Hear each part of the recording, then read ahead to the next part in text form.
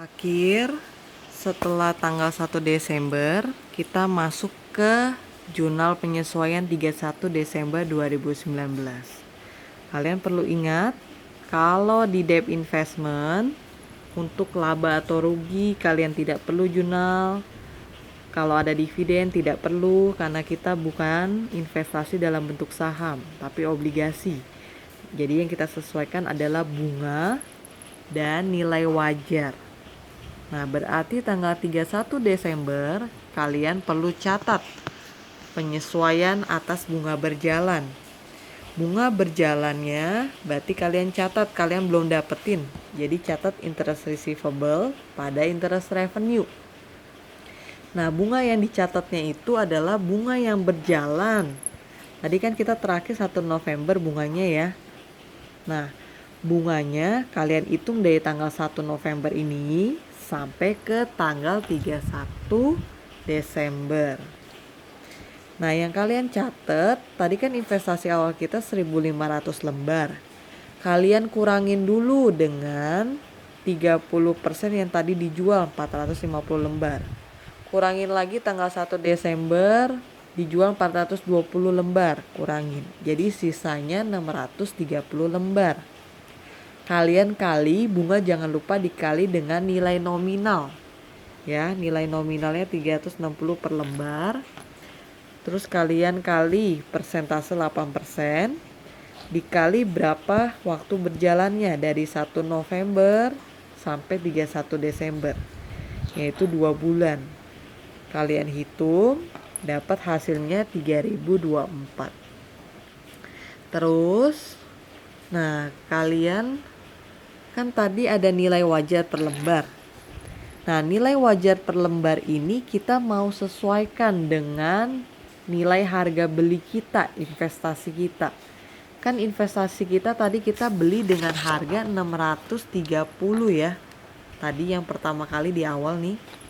Nah, sedangkan sekarang nilai wajarnya itu 590, lebih rendah. Nah, kalau lebih rendah berarti kalau lebih rendah berarti kita mengalami kerugian. Nah, kalian hitung dulu nih, 590 nilai wajar kurangin dengan nilai harga beli kita kali dengan lembar terakhir yang kita punya investasinya 630 lembar. Nah, kalian dapat 25.200. Ingat, kita tadi rugi ya, jadi minus ya. Nah, itu sebagai ending balance kita.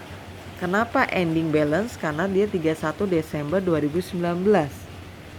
Sedangkan kalian tadi punya fair value adjustment. Kalau kalian lihat di jurnal 31 Desember 2018 kalian punya fair value adjustmentnya sebesar 45.000 di debit. Berarti kalian punya fair value adjustment awal sebesar 45.000 di debit. Sedangkan ending kalian sebesar 25.200 di kredit.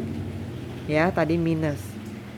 Nah, kalian hitung, nah dari 45.000 awal debit supaya jadi endingnya 25.200 kredit, berarti penyesuaian kita bagaimana?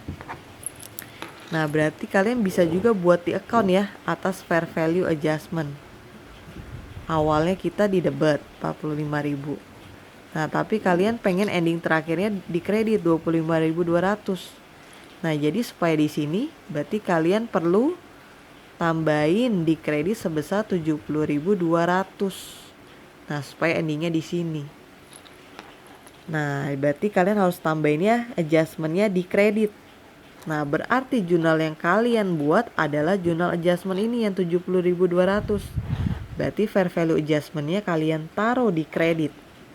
Ya, di kredit sesuai yang ini nih di account kredit. Jangan lupa temennya adalah unrealized gain or loss. Kalau begini unrealized debit berarti ini peristiwanya adalah nilainya terjadi kerugian. Nah, sampai situ dulu ya.